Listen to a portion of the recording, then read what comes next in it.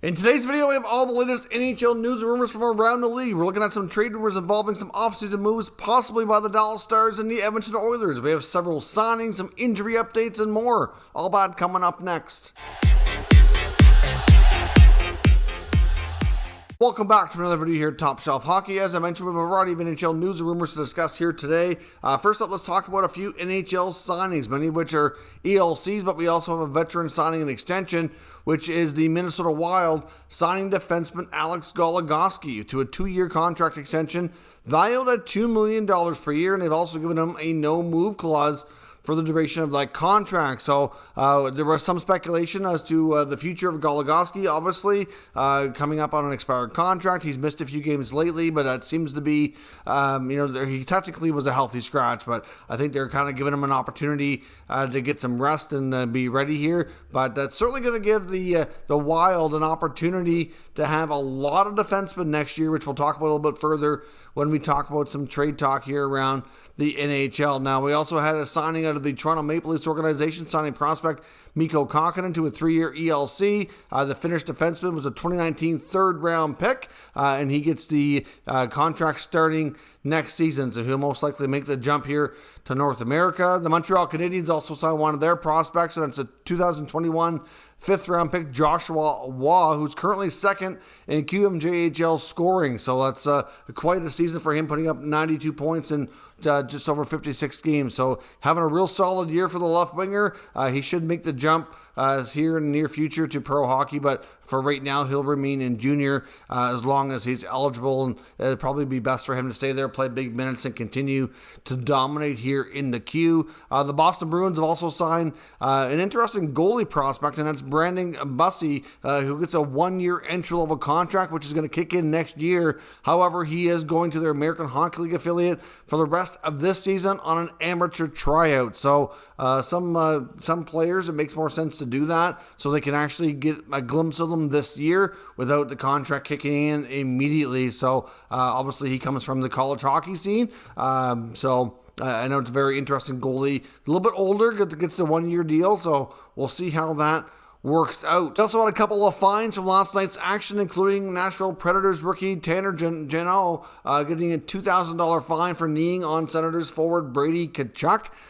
There was no call on the play. It was a fairly dangerous knee, which explains why the fine was given, but wasn't anything too drastic. And we also saw a fine for Bruins forward Taylor Hall, $5,000 for roughing on Leafs defenseman Lyubushkin. Now, in that scenario, I know a lot of Leaf fans are quite upset that he wasn't given further action. So essentially, Lyubushkin hit Hall. Hall didn't like the hit and kind of went after him, kind of come from behind, and looked like I'm not really sure if he was trying to punch him, because it wasn't really a punch to me. He ended up getting him kind of in the side of the face with his hand, but I think he was more trying to grab onto his shoulder to kind of spin him around to kind of confront him. That's what I think he was doing. Hard to say exactly. I've seen some people going really extreme and kind of doing the comparison to the Bertuzzi-Moore situation from way back. We saw Todd Bertuzzi go way over the line and ruin the career of Steve Moore. It was nothing like that at all. That's I don't know why some people decided to use that extreme example, but Hall was obviously upset. He retaliated. He went to grab Lyubushkin from behind, ended up making contact with his head. Lyubushkin went down, left the game. So because there was technically an injury, and even though, like I said, I don't know that you can really look like, I'm not sure you can call it a sucker punch. I know some people were calling for an automatic suspension because they're referring to it as a sucker punch. And I just don't know that there's enough evidence there that they could actually call it that.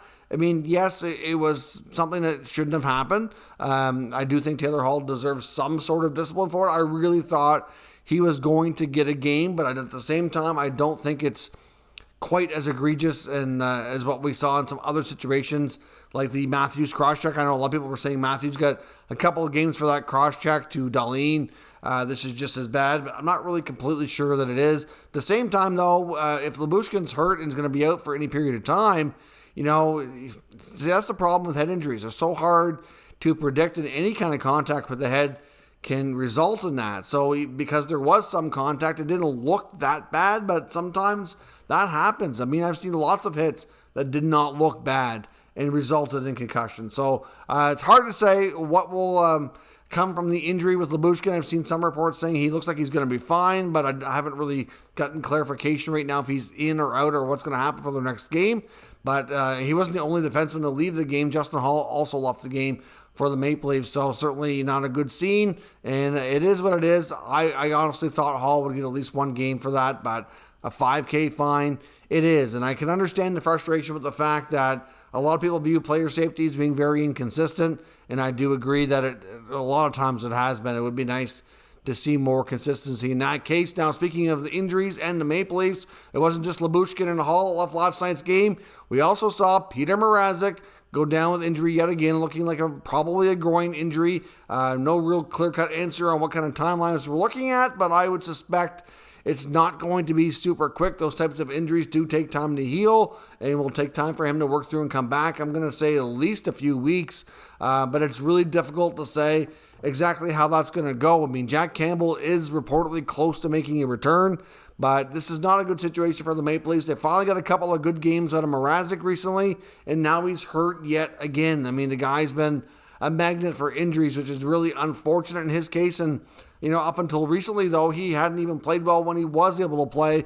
Finally gets his game and his form in order here for a couple of victories, and now we're facing this. So it'll be very, very interesting to watch the Maple Leafs situation between the pipes as we head into the playoffs. A few other injuries as well that could be possibly season-ending would be the Coyotes and Lawson Crouse, who has a broken bone in his hand. He very well might be done for the year, which is unfortunate. The youngster is having a solid year, career season in most offensive categories, so that's really not good for him. And the Vancouver Canucks, Bruce Boudreau, announced that Nils Hoglander is going to be out longer term, and it's possible that his regular season could possibly be done as well. So some key injuries there.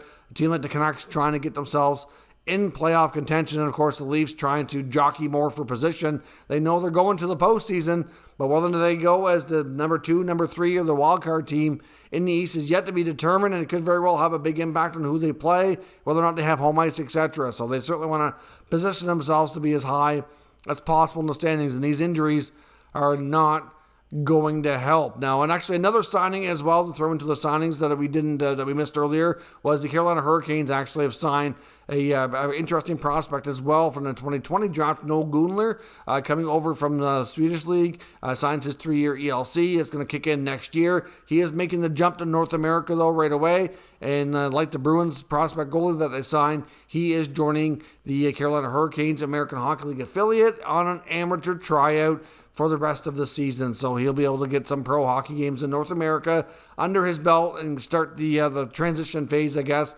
to get used to North American living and playing hockey over here. And then we'll see him hopefully make his official pro debut, and for a full-time basis at least, next year. Now, when it comes to some trade rumors around the league, we don't have anything too crazy to talk about here today, but for example, the Edmonton Oilers is a team that's been brought up here in the Edmonton Journal by Kurt Levens, mainly talking about the fact that Evander Kane has been a pretty good fit in Edmonton, and can they actually afford to keep him or not, or what they might need to do to make that happen. Now, of course, right now he's signed on a cheap contract, but he, based on his play, he's fit in relatively well. He's been, good behavior off the ice. There's been no incidents reported.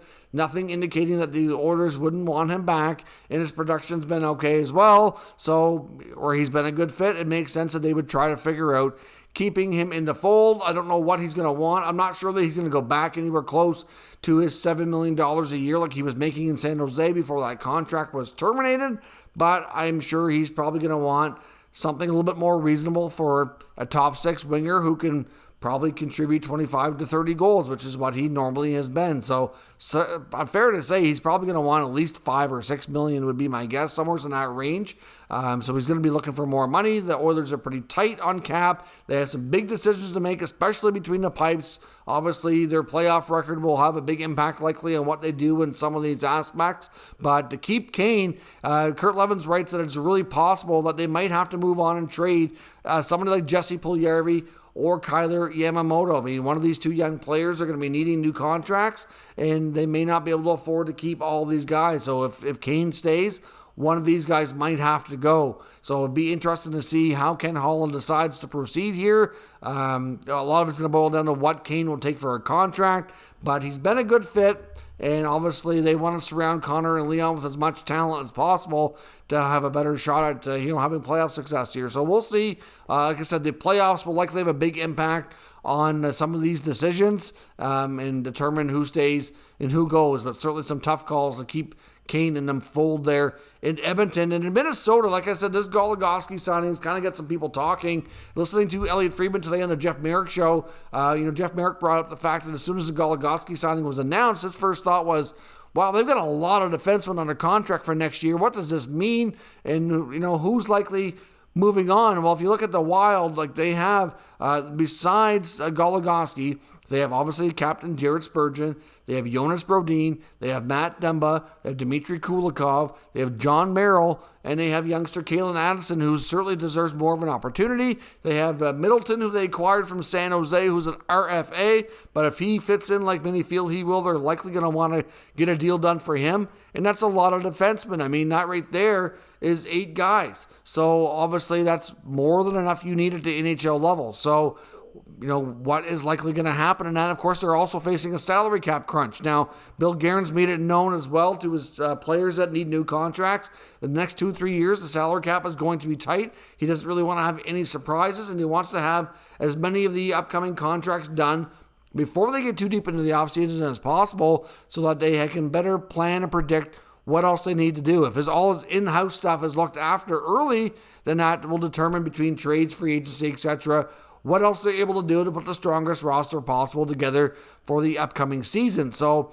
you have to think based on the history of, not only who's making what for money, but based on fit and everything. When it comes to the blue line, that Matt Dumba is likely the odd man out here. I mean, clearly he's been a player that's been surrounded by trade rumors for the better part of the last 2 to 3 years. Never happened, never ended up getting dealt. Obviously, a lot of people thought before the expansion draft that it was pretty much a given that the Wild were going to have to trade him because if they protect him, they were going to end up leaving somebody else exposed in the forward group, and it just was a bad scene for the Minnesota, but they navigated their way through that. Obviously, the Ryan Suter and Zach Parise buyouts obviously changed that dynamic here a little bit. Not protecting Ryan Suter allowed them to protect Matt Dumba instead. And of course, like I said, since then, they went into free agency. They signed John Merrill. They've since acquired Jacob Middleton. And the youngster Kalen Addison's been putting in his time in the minors, only getting limited NHL opportunities. So, I mean, that's your 7 guys right there. If you take Dumba out, to me, that's still a pretty decent blue line. Only X factors going into the season for Guerin and his contracts, really, like I said, you got Middleton as an RFA, which shouldn't be too bad to get done. You've got Dumba, who's due for an extension. He still has 1 more year left on his contract at $6 million.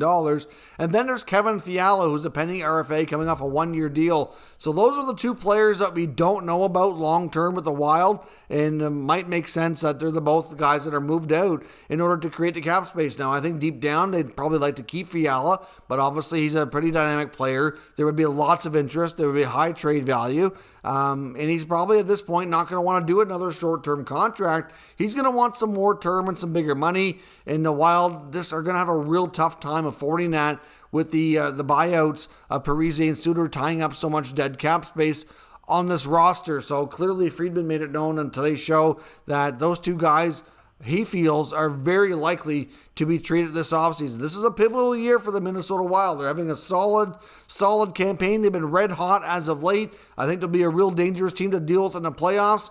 But this offseason and then leading into the next couple of years are going to be tough on them because of that transition and the buyouts that they did. So this is kind of like they're going to have to probably take a step back and try to get more production out of cheaper contracts to be able to keep up with this same kind of deal. So could we see Kevin Fiala and Matt Dumba be a couple of prime trade targets leading into the NHL draft before we get into free agency? It seems quite likely, according to Elliotte Friedman, and I must say, makes a lot of sense on what he's saying. So let me know some prime destinations of where you think they could end up. I know Fiala's been a name linked to the Senators before, and Dumba's been linked to a variety of teams over the last couple of years, but nothing's ever happened. But now just might be the time this summer. So let me know your thoughts. We'll discuss in the comments. If you're new to this channel, make sure you subscribe and stick around. We'll keep you up to date with all the latest news, rumors, and analysis on all 32 NHL teams. Thank you for watching, and I'll catch you next time.